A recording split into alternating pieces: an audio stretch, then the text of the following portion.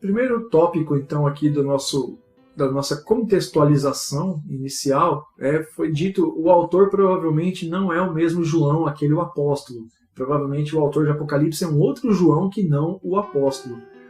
E quais são as razões defendidas pelos estudiosos? O próprio Gorman, ele defende essa tese baseada em muitos documentos e muitas provas, tá? A probabilidade não é baixa, a probabilidade é altíssima, ela está ali na casa de mais de 90% de não ser o mesmo João, autor do Apocalipse, o João, apóstolo, autor do Evangelho. Dentre as razões que eles dão, a estrutura escrita, a maneira de escrever, a estrutura, principalmente comparando com o Evangelho de João e as 3 cartas que ele escreve. Tá? Então, a estrutura escrita ela é uma das razões, principalmente quando você compara o Evangelho e as cartas com o Apocalipse. A forma escrita é muito diferente, o Evangelho e as cartas é muito mais simples, ele dá muito mais indício de uma pessoa humilde, de pouca instrução, que não tem um domínio do grego em relação a substantivos, a sinônimos, a conjugação de verbo. Quando você olha para o Apocalipse, você já tem ali uma ideia, você já tem ali um formato claro de quem domina o idioma, de quem domina bem a escrita, a gramática. Então esse é um grande primeiro problema, tá? Então, a estrutura escrita, principalmente comparando com o Evangelho e as 3 cartas de João, indica uma grande improbabilidade de ser o mesmo apóstolo. Tá?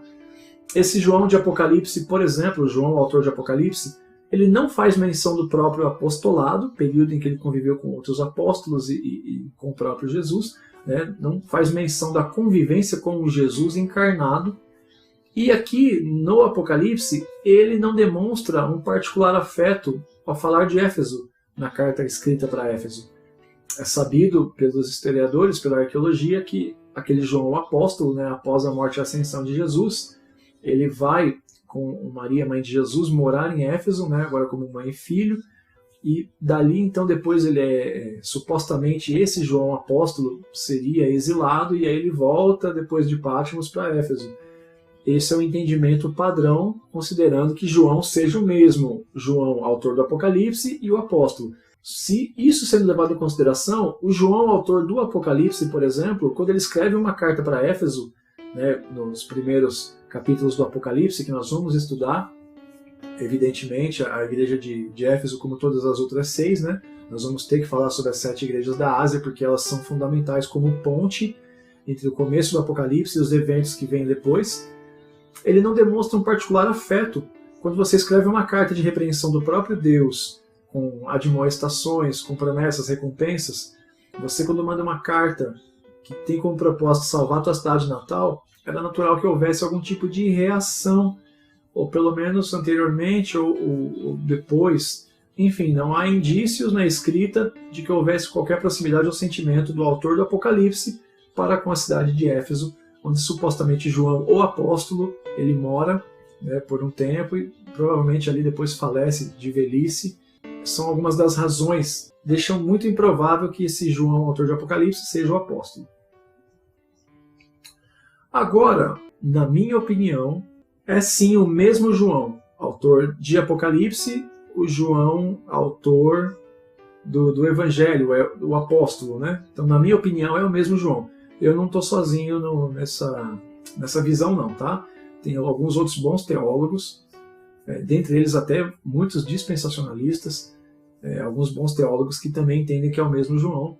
As razões para entender que é o mesmo seria, por exemplo, aqui, quando alguns dos principais argumentos é a diferença absurda na forma de escrita, no domínio da gramática, o domínio do idioma grego, né, do escrever, o domínio pela estrutura narrativa grega, que nós vamos falar, essa diferença absurda, na minha opinião e de alguns outros teólogos, ela não seria suficiente para refutar que é João o apóstolo, porque existia, né, a prática de os escribas acompanharem anciãos, escrever as cartas que eles ditavam, né, e ali os escribas já iam organizando a sua estrutura. O próprio Paulo vai ter momentos que ele fala, olha, aqui eu escrevo de próprio punho, aqui eu assino para testificar o que aqui está escrito.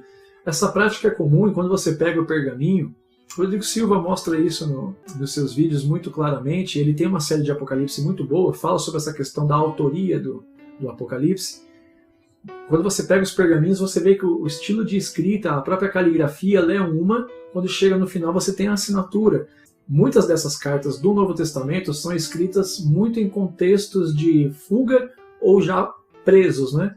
Então, às vezes, eles não tinham acesso à pena, à tinta, ao pergaminho para eles escreverem de próprio punho. Era permitido, às vezes, para eles somente a assinatura, então eles ditavam muita coisa.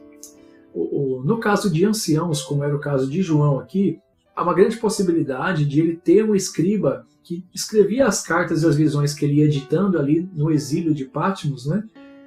Talvez porque ele era impossibilitado de ter acesso a essas ferramentas, ou até por causa da avançada idade, não tinha condições de parar e escrever por um longo tempo, até porque ele estava tendo a visão. Nós vamos estudar que ele estava arrebatado em espírito. Então, dá-se a entender, e nós vamos ver isso nos momentos do estudo, de que durante as visões ele ditava para que alguém escrevesse. Nas próprias visões tem vários momentos que Deus e os próprios anjos falavam para ele, escreve essas coisas. Então provavelmente ele estava ditando, porque se no arrebatamento em espírito, apesar do corpo estar ali presente, ele não tinha condições de estar tendo as visões, arrebatado em espírito e escrevendo. Evidentemente que você tem toda a visão, que sabe-se lá quanto tempo dura. Nós vamos falar sobre a duração das visões também, a transição dos dias entre uma e outra, em quais momentos dá para perceber isso. É pouco provável que, dependendo de quanto tempo ele passou aquela experiência espiritual tendo a visão, ele consegue depois voltar e lembrar os detalhes e escrever, não, porque era cor de púrpura, porque era pedra parecida com jaspe, era um som de trovão, e aí o incenso e a medida do templo. Lembrar desses detalhes todos enquanto você está ali arrebatado em espírito, ou depois que você volta ao seu estado normal, você lembrar de tudo isso e detalhar, para um homem de avançada idade é pouco provável. Então é bastante razoável pensar que tinha um escriba que acompanhava ele, tá? Então, por essa razão, a grande diferença de estilo e gramática. João ele escreve um evangelho completamente diferente. Aqui é uma outra razão, tá? Para eu entender o porquê que eu acredito ser João o apóstolo que escreveu o Apocalipse, né? Uma segunda razão seria essa.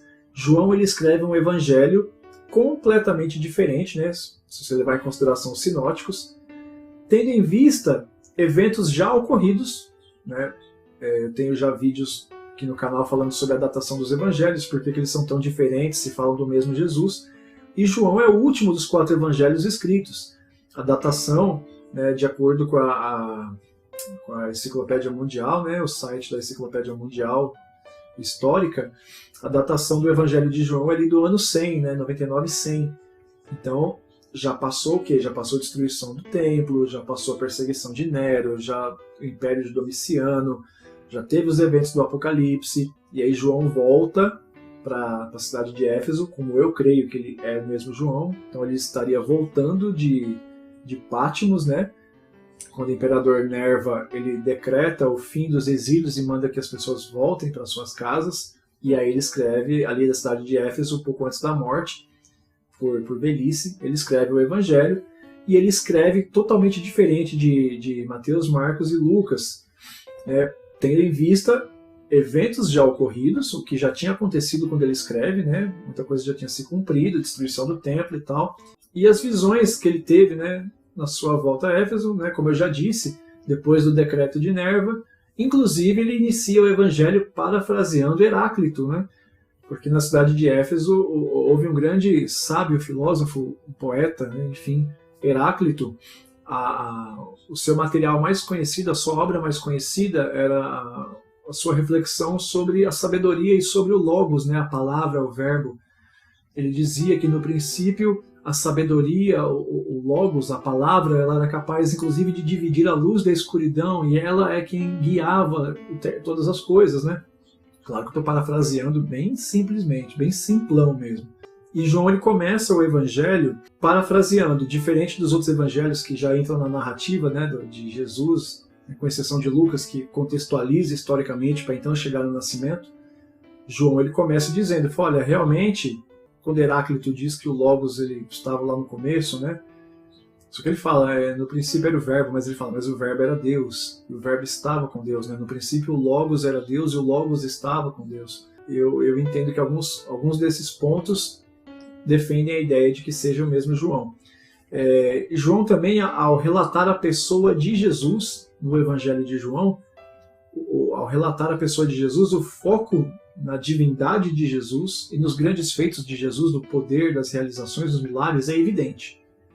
Dos 4 evangelhos que falam sobre Jesus, o Evangelho de João é aquele que dá mais foco à divindade, o poder, a capacidade de Jesus realizar grandes feitos, talvez influenciado pelas visões que ele teve na ilha de Patmos para escrever o Apocalipse. Então essa é uma das causas que eu acredito sim também. Esse João, autor do Apocalipse, é o apóstolo, tá? Mas aqui é somente opinião. Quem discorda, inclusive os que discordam são excelentes autores. Alguns desses autores dos livros que eu uso acreditam que não é o mesmo João e não tem problema.